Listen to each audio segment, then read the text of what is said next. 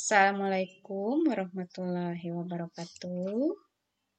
Halo anak-anakku semua, apa kabarnya? Sudah lama kita tidak bertemu ya, sekitar kurang lebih 3 mingguan kita liburan semester 1 kemarin.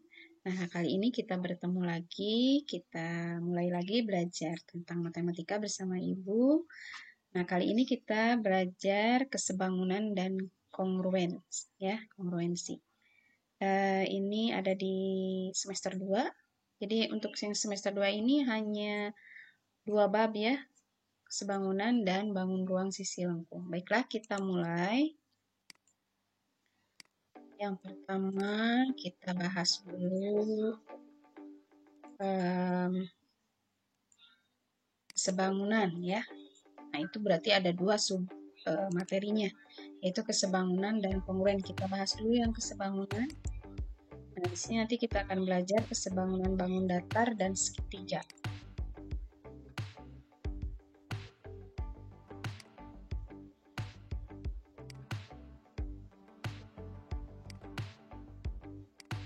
Oke. 2 bangun datar atau segitiga yang mempunyai bentuk yang sama itu disebut sebangun.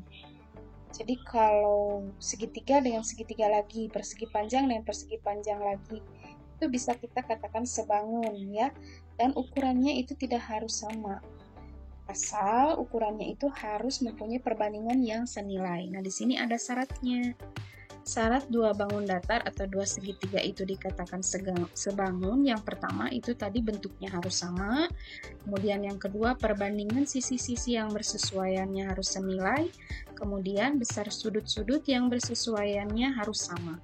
Nah, kita bahas sisi yang bersesuaian sama sudut yang bersesuaian itu seperti apa. Kita harus lihat dulu contohnya. Nah, Ibu ambil contohnya pada segitiga ya. Nanti berlaku juga pada persegi panjang dan bangun datar lainnya. Di sini ada 2 segitiga yang akan kita periksa apakah sebangun atau tidaknya. Nah, di sini ada segitiga ABC, kemudian di sini ada segitiga A aksen, B aksen, C aksen. Ini ada tanda petik di atas ya. Nah, kita bandingkan ini, kemudian kita periksa apakah sebangun atau tidaknya. Caranya harus diperiksa kedua syarat ini. Ya. Oh, yang pertama dulu yaitu sama atau tidak bangunnya. Ini sama ya bangunnya segitiga. Kemudian kita lihat perbandingan sisi yang bersesuaiannya. Nah, sisi yang bersesuaian itu seperti apa? Di sini ada sisi AB, ada sisi BC, ada sisi AC, ya. Ada 3 sisinya. Nah, di sini juga sama, ada A aksen, B aksen, ada B aksen, C aksen, ada A aksen, C aksen. Nah, kita pasangkan sisi yang bersesuaiannya. Contohnya yang di sini ditulisnya A aksen dengan B aksen ya. A aksen, B aksen itu sesuainya dengan AB. Jadi pada segitiga yang ini sesuainya dengan ini, AB yang di sini ya. Jadi ditulisnya seperti ini. A aksen, B aksen per AB. Gitu ya. Nanti harus sama dengan sisi yang lainnya. Sisi yang lainnya sekarang yang ini. B aksen, C aksen, ini dengan ini sesuainya BC. Nah, ini ya. Yang ketiga yaitu A aksen, C aksen, kemudian AC per AC. Nah, ini nanti kita masukkan angkanya ke sini. Kalau sama, berarti itu sesenilai namanya ya, sisi yang bersesuaiannya. Yaitu sisi yang bersesuaian, sekarang sudut yang bersesuaian.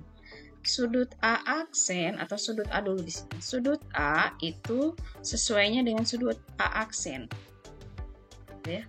Yang ini sudut B itu dengan sudut B aksen sesuainya. Sudut C dengan sudut C aksen sesuai. Nah, kalau sama besar sudutnya berarti itu nanti bisa dikatakan sebangun ya. Nah, jika segitiga ABC dan segitiga A aksen B aksen memenuhi syarat tersebut, maka segitiga ABC dan segitiga A aksen B aksen disebut sebangun. Nah, notasi sebangun seperti ini ya. Nih. Kalau salah satunya tidak memenuhi syarat, maka tidak dikatakan sebangun. Maka notasinya yang tadi sama tinggal dikasih garis. Ya. Nah, Nah, jadi supaya sebangun itu harus memenuhi 3 syarat. Yang pertama, bentuknya harus sama. Yang kedua, sisi-sisi yang bersesuaiannya harus senilai. Dan yang ketiga, sudut yang bersesuaiannya harus sama. Nah, kita lihat contoh soalnya.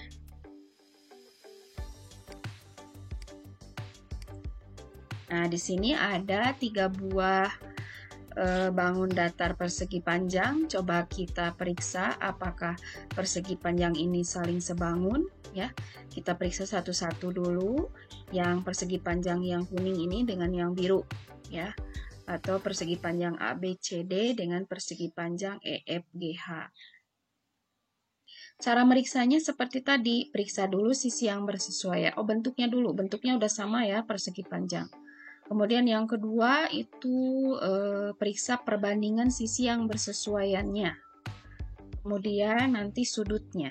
Nah, itu ya yang akan kita periksa. Nah, kita lihat dulu yang ini persegi panjang yang pertama dengan yang kedua. Nah, ini ya. AB itu sesuainya dengan EF. Jadi ditulisnya seperti ini. AB per EF. Kemudian CD itu dengan HG ya. AB dengan EF, kemudian CD dengan HG. Nih ya. Setelah itu kita masukkan angkanya. Yang AB berapa? 12, simpan di sini. Kemudian yang EF 8. Jadi 12 per 8. Ini bisa kita sederhanakan, jadi harus selalu disederhanakan ya. Kita sederhanakan dengan cara dibagi 4 dua-duanya. 12 bagi 4 itu 3, kemudian 8 bagi 4 itu 2. Nah, jadi perbandingan sisi yang AB dengan EF itu 3 per 2. Ya. Nah, sebenarnya AB sama EF saja sudah cukup.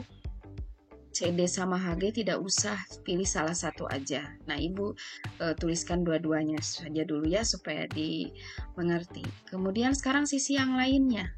Sisi yang lainnya itu ini, AD. AD itu sesuainya dengan EH. Kita tulis seperti ini. AD per EH. Kemudian sekarang yang ini. BC dengan FG. BC dengan FG. Nah, itu ya. Kita masukkan angkanya. AD itu sama dengan 8. Kita tulis di sini. Kemudian FG itu 6. Kita tulis di sini. Selanjutnya diperkecil. Sederhanakan. Dibagi 2 ya, jadi 4 per 3. Nah, kita lihat sekarang perbandingannya. Yang ini 3 per 2, yang ini 4 per 3, tidak sama ya. Berarti kalau tidak sama itu tidak sebangun.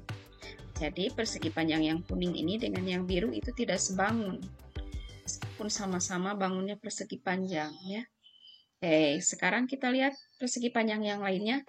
Sekarang yang ke-1 dengan yang ketiga, yang kuning dengan yang merah ya. Seperti biasa, kita lihat dulu sisi yang bersesuaiannya. AB itu berarti dengan JK. Oh, ini kebalik ya. Jadi yang ini harus diputar dulu ke sebelah kiri. Supaya posisinya harus sama dengan ini. Jadi AB dengan JK. Bukan dengan IJ ya. Karena ini posisinya belum sama. Jadi harus sama dulu posisinya. Kalau yang ini tadi dengan yang kedua itu udah sama posisinya. Makanya AB sesuainya dengan EF. Nah, kalau ini AB dengan JK. Ya, ini kita balikan kita putar ke sebelah kiri. Oke, setelah itu DC berarti dengan IL. Nah, DC dengan IL. Nah, kita masukkan angkanya. AB itu 12, kemudian JK itu ini 4. Kita sederhanakan dibagi 4 ya.